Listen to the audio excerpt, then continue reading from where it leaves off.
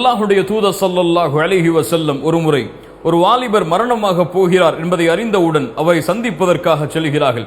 மரண படுக்கையில் அவர் இருக்கிறார். அல்லாஹ்வுடைய தூதர் அவரை பார்த்து கேட்டார்கள், கைஃப தஜிது நஃப்ஸக், உன்னை நீ எப்படி பார்க்கிறாய், நீ என்ன நினைக்கிறாய் இந்த நேரத்தில்? அவர் சொன்னார், இன்னி அர்ஜுல்லாஹ், இந்த நேரத்தில் அல்லாஹ்வை ஆதரவு வைக்கிறேன், வஅகாஃபு தம்பி, என் பாவங்களை நான் பயப்படுகிறேன் என்று. சுப்ஹானல்லாஹ்.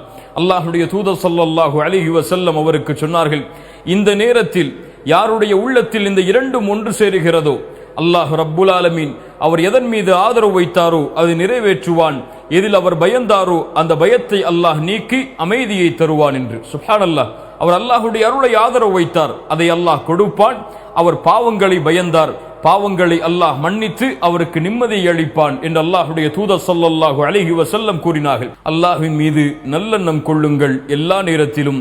அஸ்ஸலாமு அலைக்கும் வரஹ்மத்துல்லாஹ்.